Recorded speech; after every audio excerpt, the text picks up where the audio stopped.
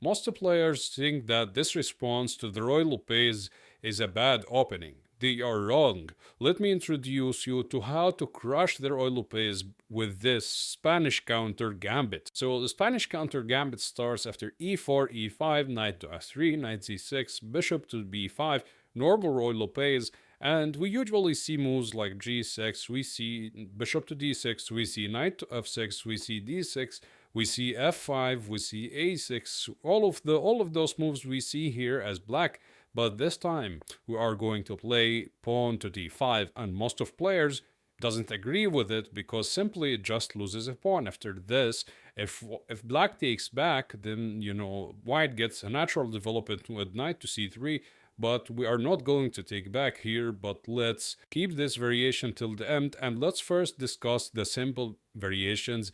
The first one is white playing d3. Right now we are just going to exchange on e4, trade the queens, and after that, a move like bishop g4 here, or a move like bishop to d7 here. White cannot take a take and then win this pawn, because then bishop takes e4 and long castle is coming.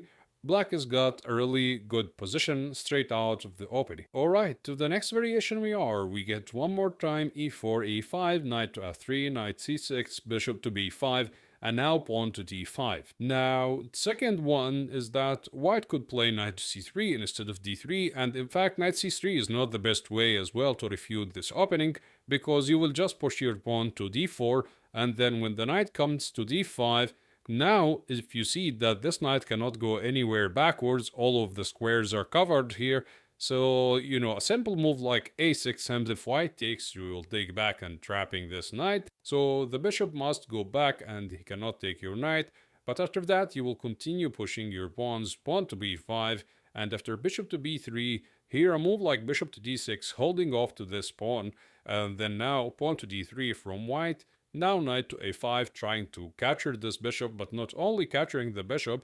As I told you before, this knight cannot go anywhere, so you are threatening to play c6 and try to trap it right now, unless white goes for something weird like pawn to a3. In order if c6 is played, he could retreat back his knight to b4 safely. Okay, so the next variation are going to be much serious. Now white could take the knight on c6. But now b takes c6, and you are currently defending back your pawn, but this one is hanging, right? So first off, if white takes exchanges on d5 first, now you do not take back with your pawn, but instead you want to play this move, pawn to e4. And after the knight moves, like let's say knight to d4, here there is a move that I always want you to remember, which is to play queen to g5 to attack the pawn on g2. This move, usually you have to remember it, and it's occurring too much as well. So first off, what happens if white just castles? Then now you will play bishop to h3. Thanks for the spin with the queen. You are threatening a checkmate in one. So pawn g3 is forced, and then now queen takes d5, hits the knight. The knight moves away, then you take the rook, and with it you are just up an exchange early on the game. So let's go back, and after e4, what happens if knight to e5? Yes, you guessed it. Now queen g5 is even stronger, because not only it's attacking the pawn on g2, but it's also attacking the knight on e5. So right now d4, for example, to defend the knight and attack the queen with this bishop. So now you will take on g2 again, rook to f1, and now even a move like bishop to a6 is good, but bishop to h3 just more simple, attacking the rook, knight to d2 to defend the rook. Now just simply c takes d5, and you got this big black center, and as well you're not down anything. You sacrifice the pawn, you regained back the pawn, and most likely you are the one who is going to be winning yet another one on the square of h2. Another variation here is that after e4, white could go for queen to e2 and go for this pin, and this is actually more playable position, because right now you will take back the pawn with your c pawn, now defending the other one, and usually you are having a good position here. There is multiple options.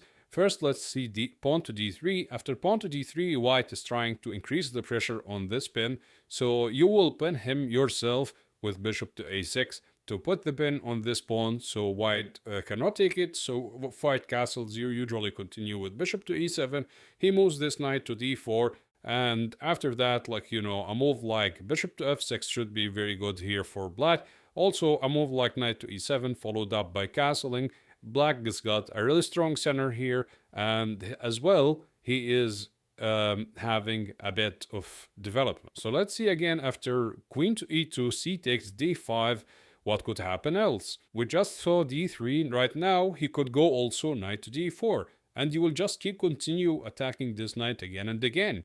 So the knight goes to b3, and yet one more time, attack the knight. The knight comes back to d4, then you play bishop to c5. You are having this very strong center here down the board, and you are attacking the knight as well.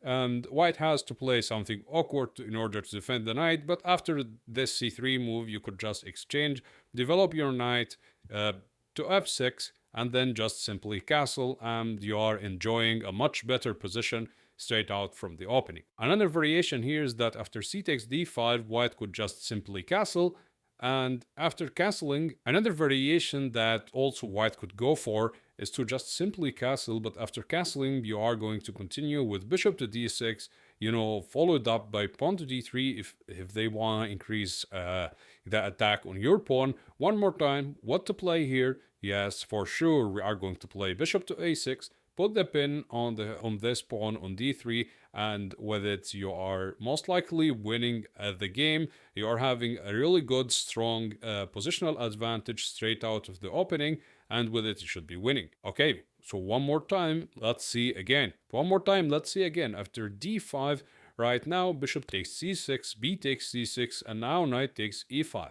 What to do this time? Yes, for sure, you are right. Queen to g5, attacking the knight and attacking the pawn. As you see, it's the same pattern. The most played move here is knight takes c6, grabbing another one, and this is actually straight up losing mistake because you take on g2 again, and after the rook moves, now you can go for bishop to g4 immediately, but f3 should be a problem here because it will attack your bishop. This is why you've just taken e4 first, in order to prevent this pawn movement, and right now you are threatening bishop to g4, trapping the white queen. Usually white goes for knight c3 or queen to e2, so let's take a look at both.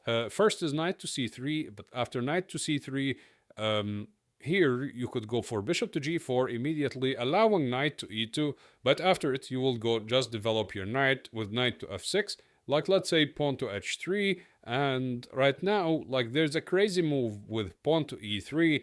In order that white takes the bishop, then e takes f2, rook takes f2, queen to h1, rook f1 back, then queen to h4 now, and after this whole thing, then now knight to e4. This is the deadly move right now. The checkmate is being threatened, so they will have to give away the knight in order to try to defend with this queen to f3, but you just exchange everything. And at the end of the day, you are in exchange and up, and you got those pass pawns on the king side, and black should be very easily winning. So a more better move here is, in fact, after white grabs this pawn on e5, is to retreat back with his knight to attack the queen. So if queen takes g2 is played, then comes rook g1 now, and after queen to h3, e takes d5, and now if black takes back, c takes d5, yes, this is playable, but a more enjoyable way of playing it is to play bishop to d6, putting pressure on the pawn on h2 and developing another piece. So if white grabs the pawn on g7, now you could just simply go for bishop to g4, pinning the knight to the queen and forcing white to potentially give away his rook. But after this, one more time, you are just up an exchange. Also, a more stronger move here is to probably play pawn to h5 and then followed up with bishop to g4. Like, let's say white goes for knight c3, then now bishop g4 forces rook g4, but now it's g4. So we get to remove this knight from this place. Unlike the other one, when you play bishop to g4 immediately, and white sacrifice the rook, now this knight cannot move from f3, which is a great defender to the white king. This is why h5 first was better. Alright, so one more time, after d5, right now comes the turn of a more challenging variation, which is knight takes e5. This is the top engine recommendation here. If you just develop normally with a move like knight to f6, this would be just a losing mistake because they will take, and when you take back, they will take and fork you, and with it, you're just probably losing the game. And you come to me in the comment section saying, wait, you recommended me about opening, but instead, after knight takes e5, what to play here? What is a repetitive move that we discussed before is to play queen to g5, very good, and attack the knight, attack the pawn one more time. So knight takes c6. Now, you don't take back and allow them to fork you, but instead, you take the pawn and threatening the rook right now. So where does the rook go? Rook to f1 one more time. And now you do not go for either bishop g4 or bishop a3 because this is a pin that you need to take care of. But right now you just take this one with check. Now, most sensible move is to probably just play queen to e2, block the check, since white is up a piece, so he should be going for exchanges. But queen takes e2, if the bishop takes back, you are happily taking this knight. And if after king takes it, now, be careful and tell me how to win a piece here. Yes, exactly, very, very good. If bishop to d7, then that allows knight to d4, which should defend the bishop and escape with the knight. So right now you play a6 first, attack the bishop, and after the bishop moves, right now you just play bishop to d7. And, one last trick here. If white goes for knight c3 and you take the knight, then he could take on d5 thanks for this pin. And if you take the knight, he takes c7 with fork and grabs the rook. So this is why you just simply capture back with your pawn. And black should be significantly better. One more time, as you see the engine evaluation, it's minus 2.2. So black is doing very, very good. So let's come back, and after queen takes g2, another option not to play rook to f1 and to play knight to e5, checking the black king. So what to do here? You are forced to play c6 to attack the bishop. So right now the bishop is attacked, the rook is attacked. What to do here for white? So white has to play queen to f3, and after queen to f3, you should just exchange and win your piece back. And, allow white to win the pawn on d5, but after knight to e7, you are going to win it back anyways. If pawn t6, then knight c6, you are going to take it with your bishop anyways, so it should be all good for white. Also, another variation here is to play queen to f3 from white immediately, relying if that the black queen takes it, then now knight to e5 comes with check, but one more time you are going to play c6. White may think that, wait a minute, okay, I'll take this one with check and then take the queen, but then now just simply d takes on e4 attacks the knight. The knight goes to d4, and right now just bishop to b7, simply developing and defending the knight. Long castle is coming, putting the rook on the d file here should be very good for black. Also developing with normal moves like knight to f6 and bishop to d6 should be very, very good for black as well. So one more time, after d5, knight takes e5, and as I told you, we just play queen to g5. Ignore everything, attack the knight, attack the pawn. What are you going to do about it? Here, the best move for white, and it's actually some of the way that you refute this opening, is that white could go back, counter-attack the queen. And if queen takes g2, then right now, look to g1, attacks the queen, and after the queen moves, like let's say queen to h3, then white just takes the pawn, and with it he is going to win the knight, and we are most likely going to lose.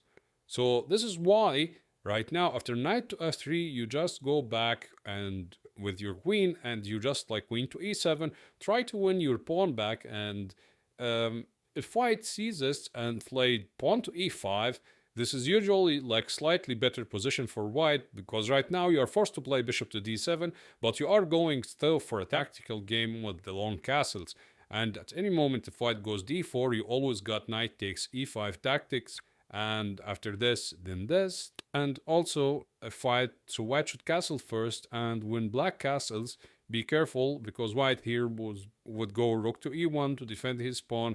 But right now, you will just unleash the beast and go g5, g4, h5, h4, and go straight for it and try to deliver the checkmate here to white. Alright, so let's come back again, and after pawn to d5, now e takes d5. This is a critical line here that you must know what to do. because if you take the pawn with your queen, then you know knight to c3 comes, your queen's got to stay backwards, and after that knight takes e5 is a possibility, so it's just not a good variation at all. So what I recommend you here is that, yeah, this knight is attacked, so counter-attack the bishop.